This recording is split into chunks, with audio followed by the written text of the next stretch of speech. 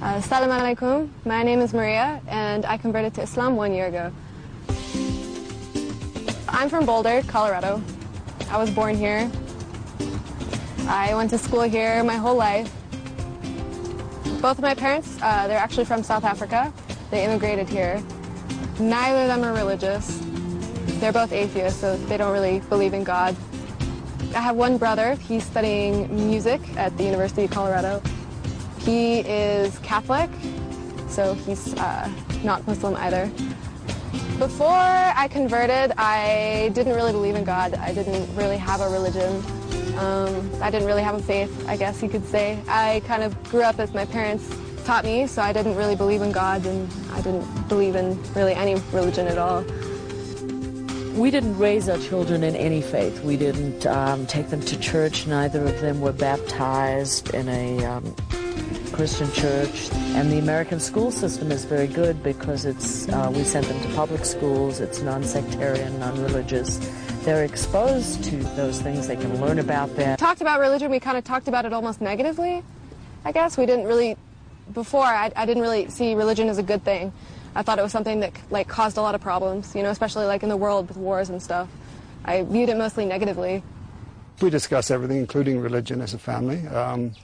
We have done since they were small, and we are not against religion at all. Just because we don't have faith does not mean we're against it. So I read the Quran, and I read a lot of books, and I talked to a lot of people.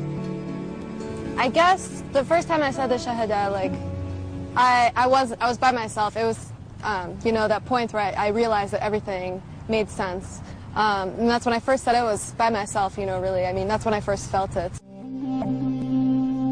Maria and I didn't ever discuss her converting to become a Muslim. We discussed the Muslim faith, and we discussed other faiths. I didn't ever really talk too much about it with my parents, you know, just because I know that they weren't really keen on religion. I think the first time they realized that I was really getting serious was the last Ramadan, and I fasted, you know, for the whole Ramadan. It was my first Ramadan. It was really hard, but, you know, I did it, and that's when they kind of realized, oh, she's serious, you know. After I converted, I kind of felt like I had like a clean slate, you know, like I could kind of start things over. Well, when I first put the veil, it was definitely very hard. It was really hard. Classes, they were difficult. You know, I felt like everybody's staring at me. You know, there are other girls here that wear the hijab, but I think right now I'm the only American girl here wearing hijab. Having Maria in my class wearing the veil, it's different. It's not like most students, but I like it. I like that she's very confident in her religion and can display it through how she wears it, and she's not afraid to tell people right away that I'm Muslim and this is what I believe. And I think it's great, and I think it's really pretty a lot. I definitely feel like proud. I feel good. I feel like it's part of me now, you know. I feel better about myself that I'm wearing it. The Muslims that I've known have been very strong in their faith and practice their religion very regularly. They get up early and they pray and they incorporate it into their lives. So when I see someone wearing the hijab, I usually assume that they're a very religious person and very strong in their faith, especially since they're able to display it proudly like that around campus, especially on a campus like this where it's mostly people that have Christian background. When I found out Maria had converted to Islam, it was a surprise for me. I mean, I'd seen her wearing the headscarf for a while, but I assumed it was just a fashion statement on her part, like I would wear a bow tie. You know, it's just something I choose to do. Then she told me she had actually converted, and I was surprised because she'd never really, at least to me, she'd never really expressed any interest in faith. I get along a lot better with my brother now. You know, like any brother and sister, like we've definitely had our fights.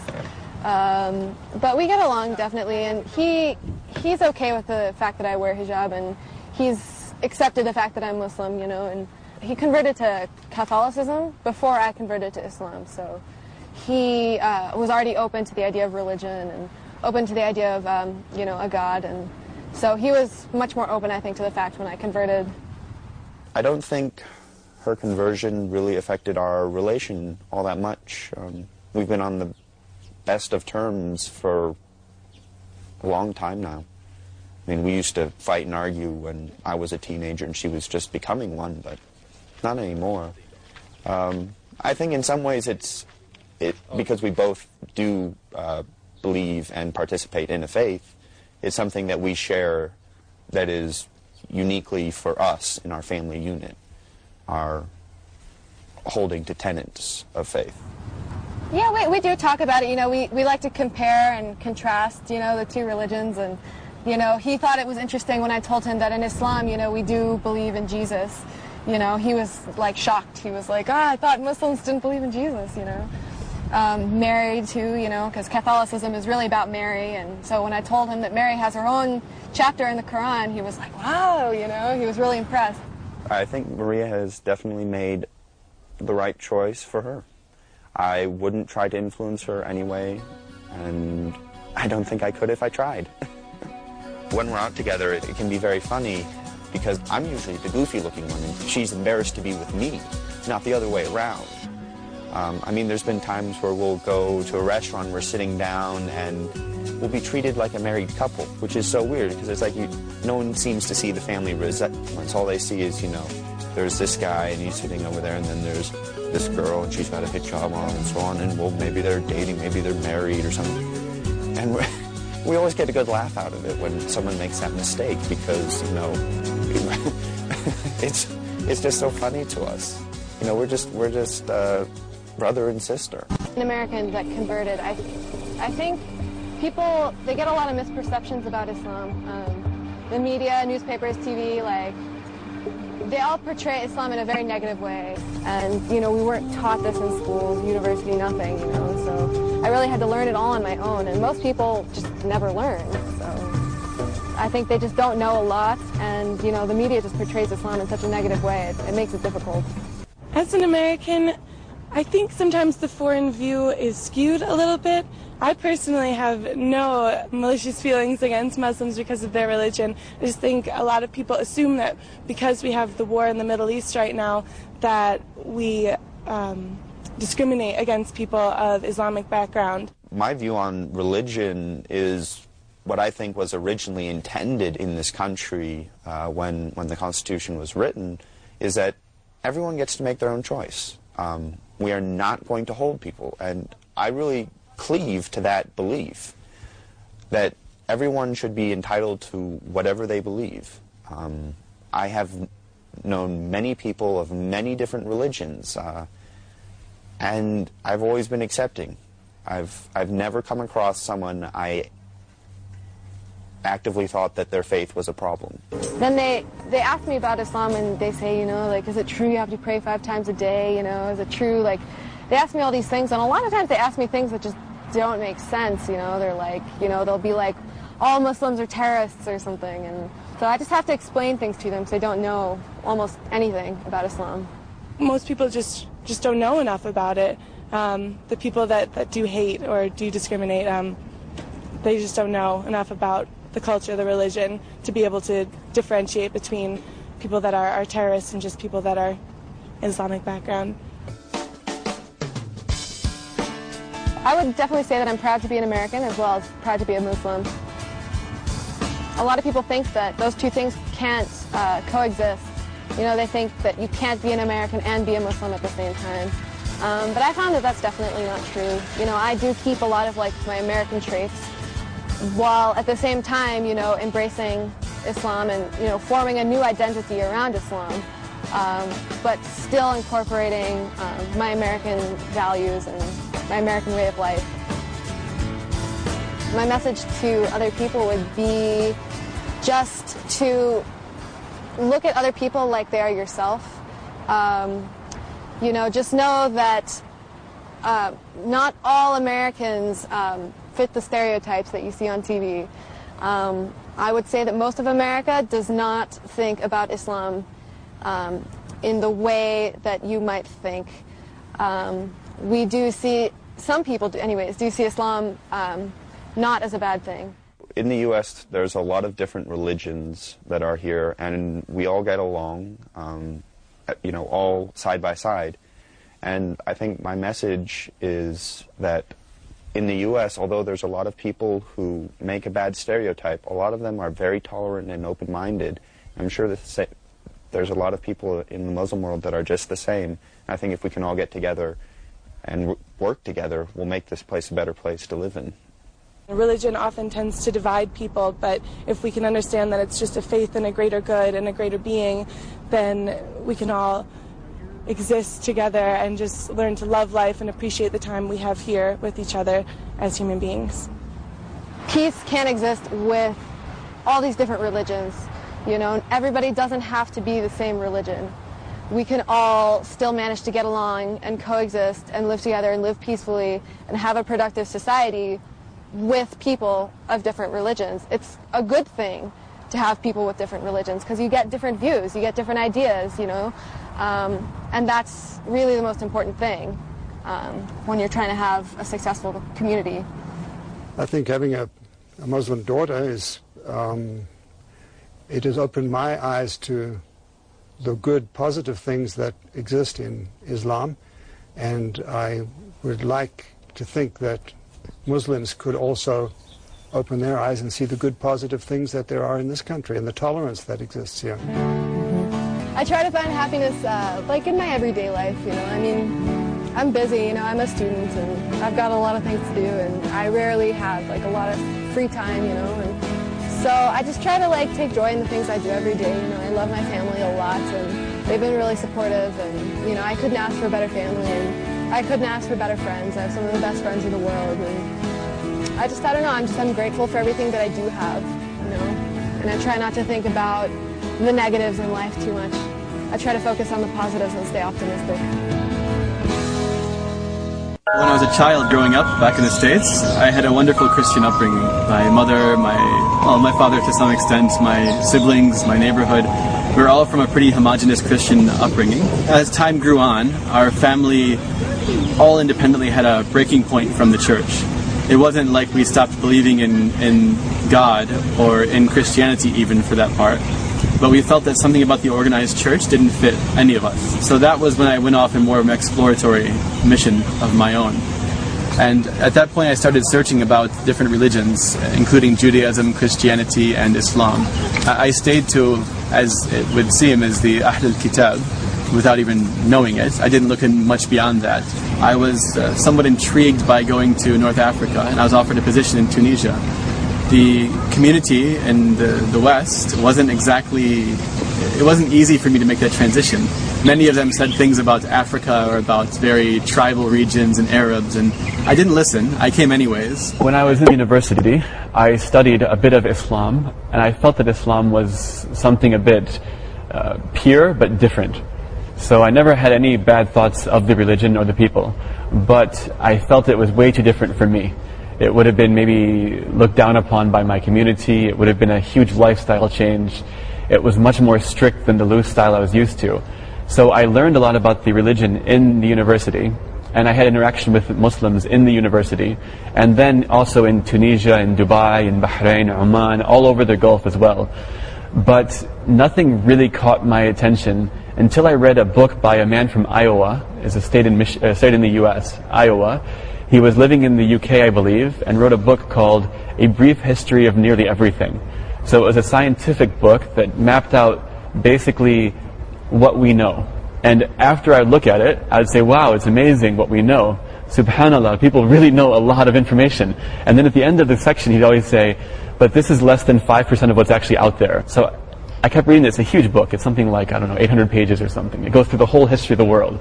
I had friends, mostly living here in Dubai and in the Gulf. Like I said, I lived between Dubai, Bahrain, Oman, Tunis, with a lot of visits to Egypt and other countries in the region. And I just asked all of them questions, to the point where people would tell me, stop asking questions because you're just going to stop yourself from making the next move in your life. If you're asking, like, why do women have to cover in a certain exact way, it's a negative question about the religion, instead of saying, why don't women cover in this way, or why is it natural that women look at this way? Look at the whole picture of everything in life. Don't just ask the questions that are weird about Islam and keep questioning that over and over again. And so I started learning a little bit more on my own at that point. I realized that me asking everybody else would only give me an impression of what they know, and what they might see as beneficial for me. But religion isn't about you and everybody else only. It's about you and your own search through your heart to find what really means something and what's going to better your life. As soon as I started doing that, I started almost like shaking, sweating, not in the moment, but when I would start to read in my own and start to learn in my own and start to be just alone in my room, and I felt this incredible pressure. And the society never made me feel pressure. I'm kind of an independent soul. I don't always feel pressure from the society, but all of a sudden I had this intense pressure. I don't know what it was. I bought a prayer rug. I was living in the Middle East at this point, so I had access to mosques, to information, to everything. I went and bought a prayer rug. I grabbed some books from this centers that give you some English references, went on the internet and started going to Wikipedia and everything and looking at more comparative information. And at some point I realized I'm not going to learn it all. There's no way to learn it all. You either have a moment, you take the moment, or you miss the moment. I think I dwelled on that for about a week. And then I just said, I'm not going to risk any of this for anything. I've always had so much faith. This is something new, but it's not different. It's new in a way, it's reborn in a way, but it's the same as I was born with. It's nothing different at all. And I said the Shahada at that point, all by myself, in my room, cornered, and tried praying as best as I could without really knowing anything. At that moment was when I really gave up. That was when I submitted. That was when I said, anything in this life is meaningless because it could all end tomorrow. And unless I prepare for what's going to happen after that, my life was without any meaning. It was just me having fun, living, enjoying, and it wouldn't have been substantive. My parents raised me as Christian, but at the same time they raised me like a Muslim. They used to always tell me, don't do this, don't do that, not because we say so, but because Allah asks you not to do it. What I'd say to somebody who is not a Muslim watching this program, I believe that you're watching this program for a reason, because you want to know about Islam and you want to know what will happen to me. This is a big question that we have when we non-Muslims become Muslims, so that you can see Muslim women living normal, completely normal lives, and how much peace and that we have, and the joy that we have inside. Don't think about what might happen to you, but know what's going to happen to you is going to be wonderful. And listen to your heart and not listen to the others.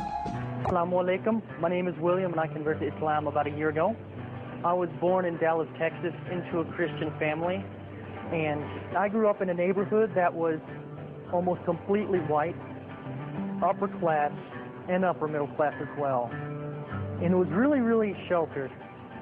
My family wasn't exactly as you would call ultra-religious, as what is a stereotype with many people in Texas. I'd been exposed to other religions at the time through my mom.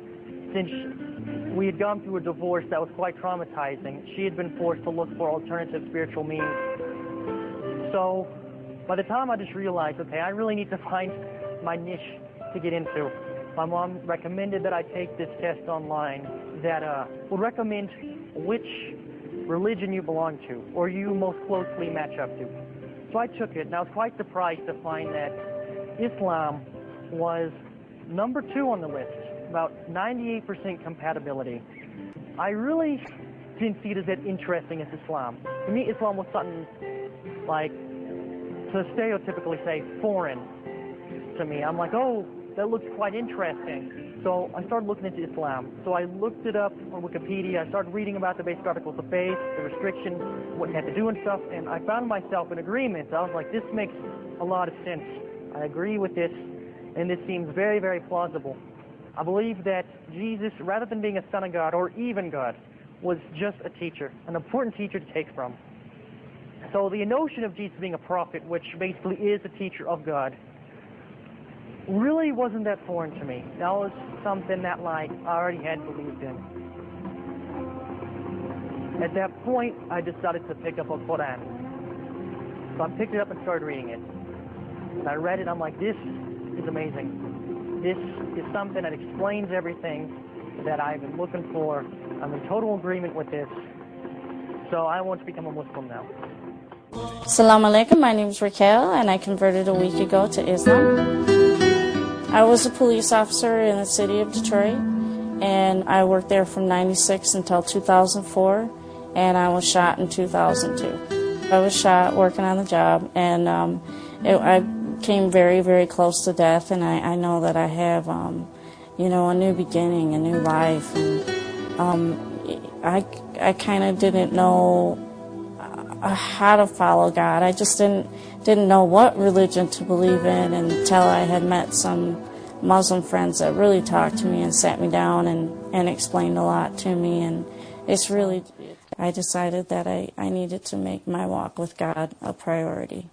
Bismillahir Rahmanir Rahim. The change between my past life and this life, it's actually been gradually coming. Even before I converted to Islam, I was gradually, you know, I had stopped drinking and stopped going out, and, you know, a lot of different things had changed for me. And so, you know, for a lot of Americans it would have been really difficult, but I had stopped doing a lot of those things already. So when I came and, you know, converted to Islam, it was a little bit easier, I think, than most Americans, because I already had stopped a lot of that nonsense. It's time for peace and tranquility and growth with God. And I was very, very ready for the change. And I knew it was what was missing in my life. Assalamu alaikum. My name is Jamie, and I converted to Islam a week and a half ago. Before I became a Muslim, I was not a very conservative person. I was not a very good person. I modeled for Playboy. I did that for about 5 years, and during that time, I did a lot of drugs. And I thought, oh, I can do meth, and I won't get addicted because I'm just using it as a weight loss helper, and you know, I'll just use it every once in a while to just keep myself from eating so much. Yeah, right. I thought I was strong enough to not get addicted to a drug that absolutely addicts basically everyone who uses it. So I started doing meth, and I would probably give it a couple weeks, and then I got really addicted to it, and I did it all day and all night for 5 years. And it really brought me to a place of complete rock bottom. And my husband at that time had been doing it with me, and he started getting violent with me, and I was afraid for my life. So I decided to quit. I decided that that's not what I wanted for my life. And I told him, I said, I'm going to quit. And he laughed at me, and he said, yeah, right, you're not going to quit. And I said, you know what? I'm going to quit. I quit that day cold turkey. Never again looked back. I didn't have any type of rehab, no outside help, no support system. I had my husband laughing at me and trying to get me to do it again. After that, I had my little boy. My whole focus on life kind of changed. I had this wonderful little boy who needed a good mother, and I loved him so much. I wanted to change everything that I focused on for him. All right, guess what's going to happen? The train's going to take off. Back in the day, I could do anything I wanted. I was very involved in basically the Hollywood scene that anybody would want to be involved in. A lot of people are surprised that I gave that up in order to become a Muslim. But the funny thing is when I said my Shahada, the desire to do all those things was completely taken away from me. I used to drink, did drugs, you know, all that stuff. I don't want to do them anymore.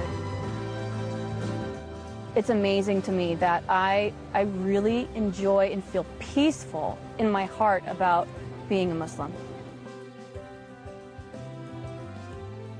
I was born and raised non-denominational, charismatic, born-again Christian, and I didn't find answers for what I was looking for 31 years as a Christian. I never really felt God. I tried as hard as I could. I really did, and I never felt Him. Salam alaikum. My name is Stephanie Parlov, and I converted to Islam in 1996. Assalamu alaikum. My name is Tim. I converted to Islam about 15 years ago. I was raised Roman Catholic. I was in an Italian family. 9 brothers and sisters. And Mom would take us to church every weekend when we were young. My parents were Catholic, and it was a strong Catholic family.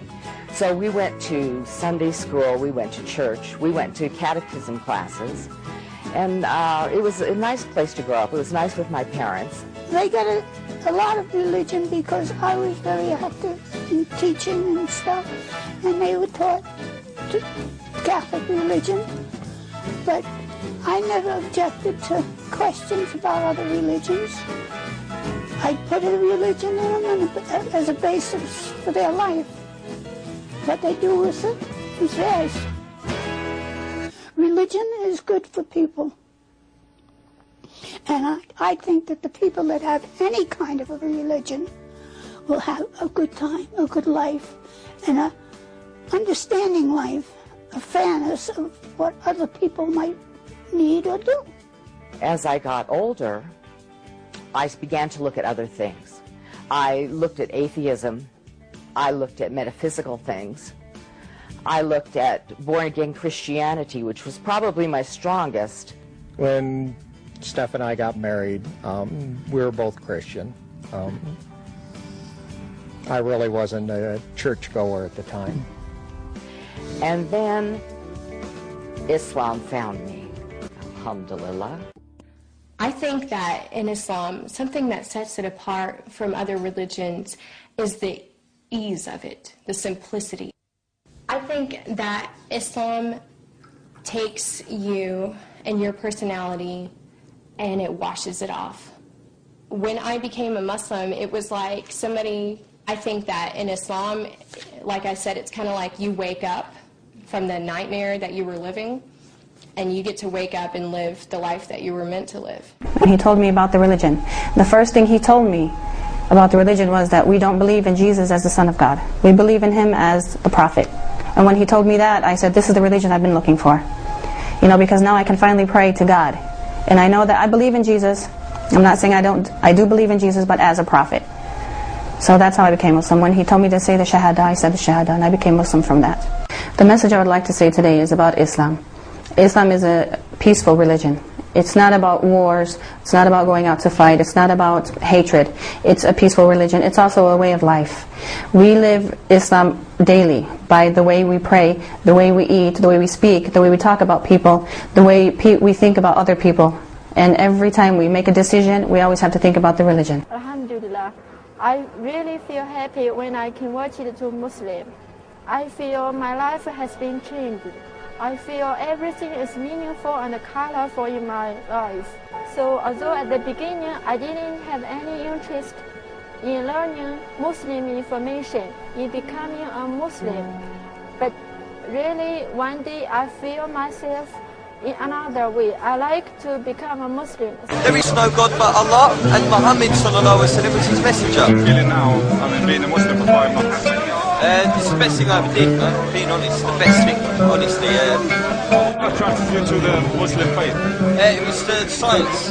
Science was what made me really revert to Islam, because in my opinion, God is unfathomable, therefore he has to give me something unfathomable to believe in it. In 1993 I moved to Turkey with the company I was working for at the time that was looking to open new business there. This was a great time for me, the beginning of one of the happiest times of my life. Turkey was probably the place I've been looking for all these years.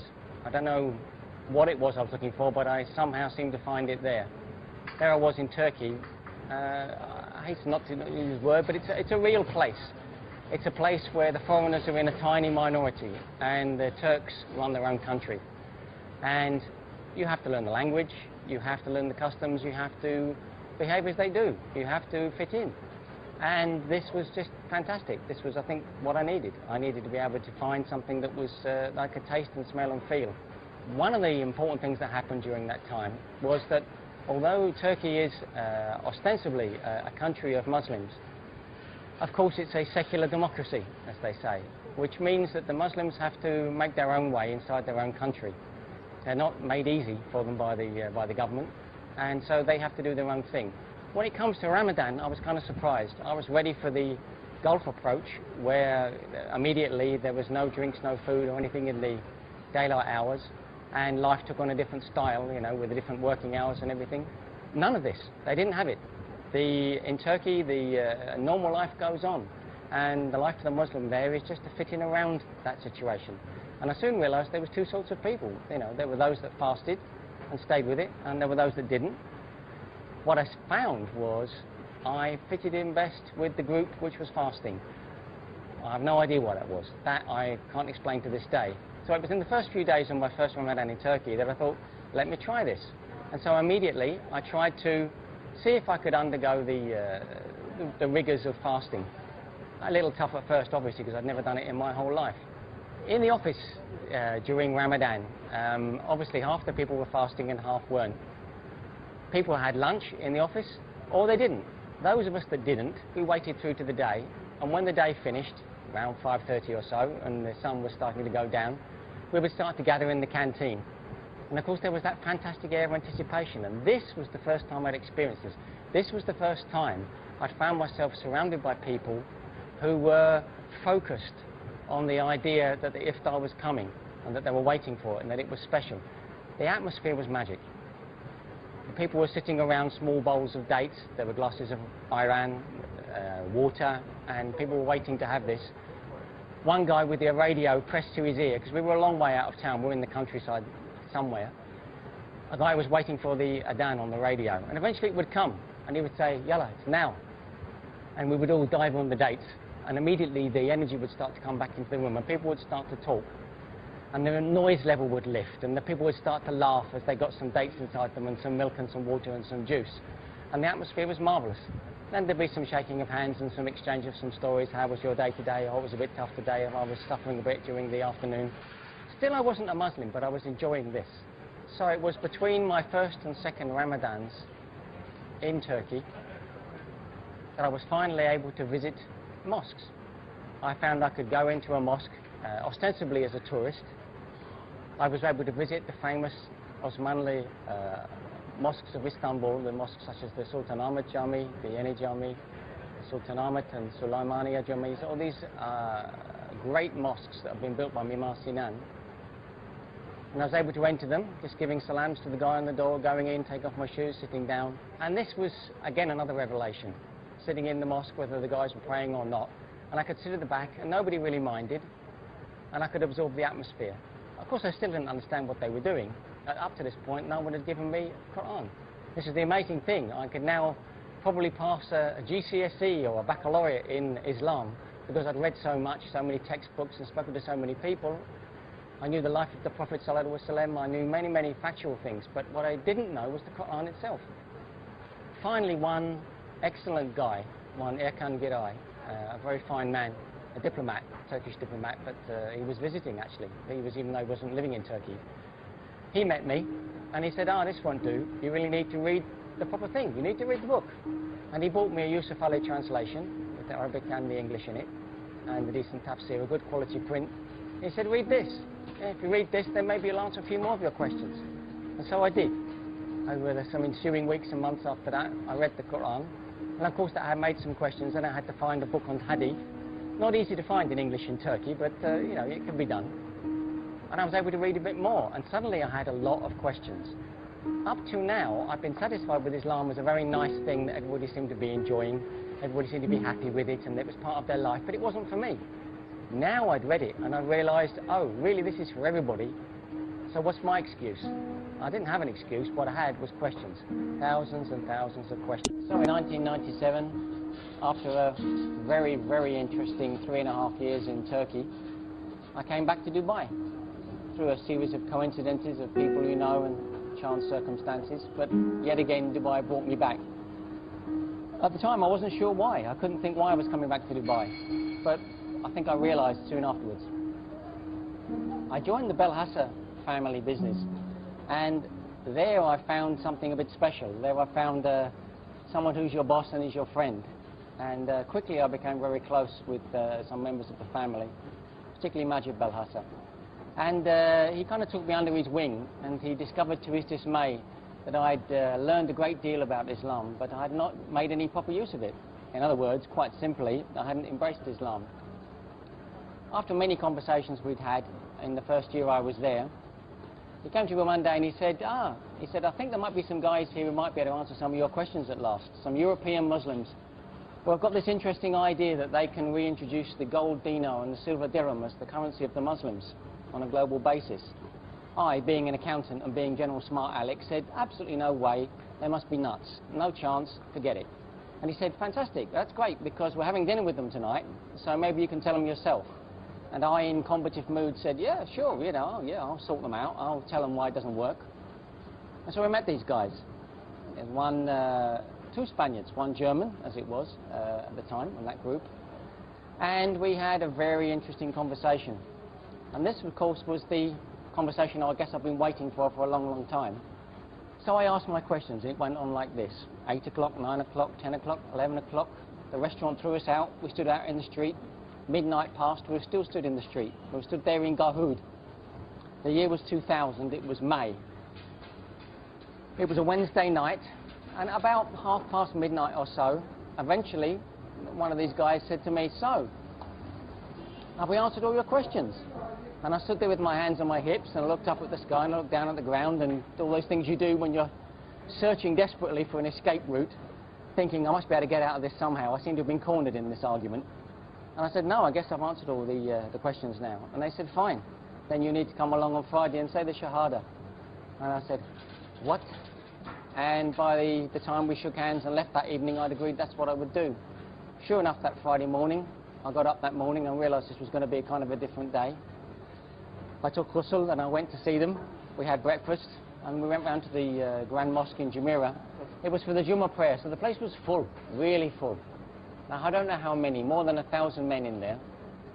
Full up to the outside, inside, everywhere, and the Sheikh was as much surprised as I was to find himself with some white guy from heaven knows where, suddenly turning up to shake his hand to say, Ashhadu an la ilaha illallah wa ashhadu anna Muhammadan Rasulullah, for him. And we were very happy, and 800 or 1,000 men were also very happy. I was never been hugged so much. I was hugged to death. And I met some people that day who are still my friends now. People who I met in that mosque at that time are still my friends on a daily basis now. I had a very crazy day. I went around and I visited people's houses, local people's houses, 2 different mosques, and many things washed over me like a great big wave. And I found myself praying at home the next day and crying, not sure what to make of what I'd done, just knowing that I turned over a big page. Anyway, that page stayed turned. I've never looked back.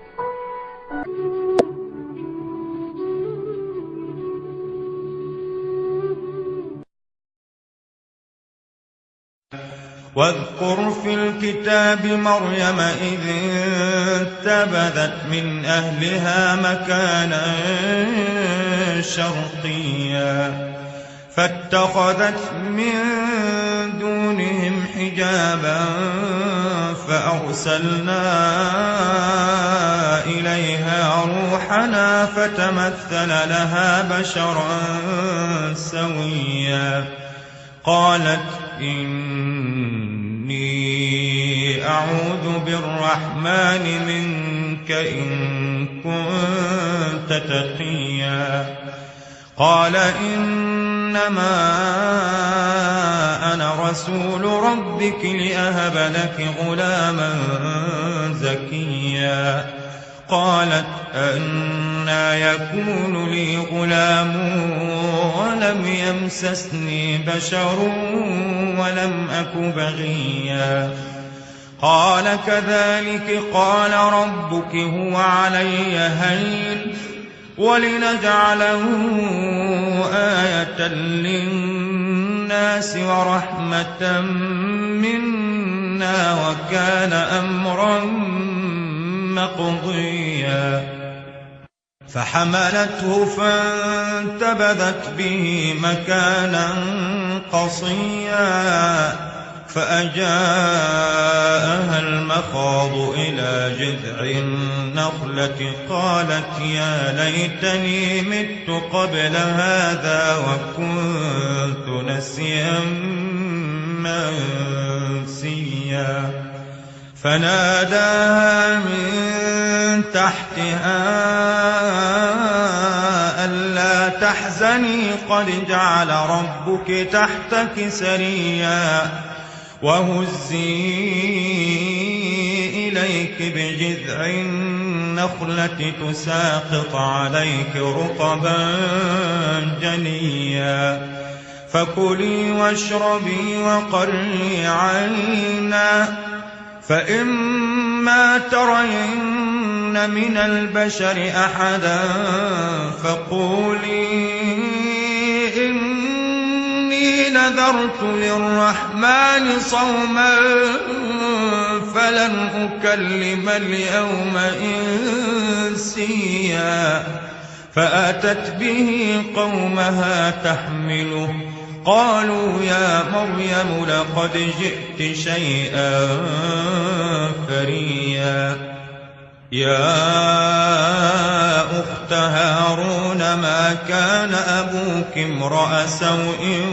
وما كانت أمك بغيا فأشارت إليه قالوا كيف نكلم من كان في المهد صبيا قال إني عبد الله آتاني الكتاب وجعلني نبيا وجعلني مباركا أينما كنت وأوصاني بالصلاة والزكاة ما دمت حيا وبرا بوالدتي ولم يجعلني جبارا شقيا والسلام علي يوم ولدت ويوم أموت ويوم أبعث حيا ذلك عيسى ابن مريم قول الحق الذي فيه يمترون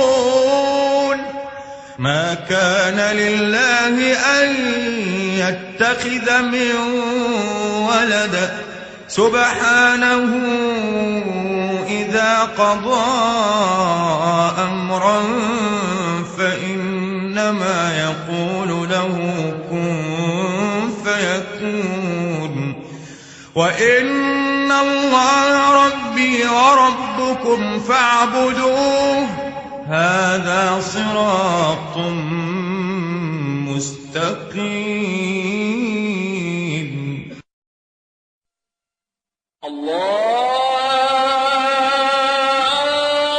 الله أكبر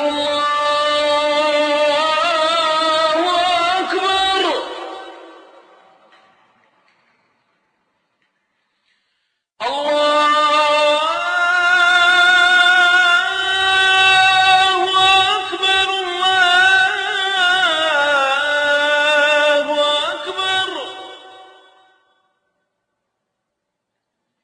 أشهد أن لا إله إلا الله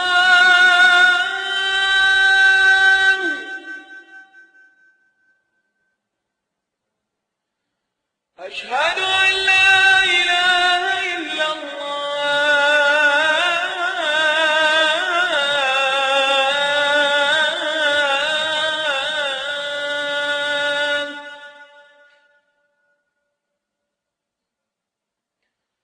أشهد أن محمدا رسول الله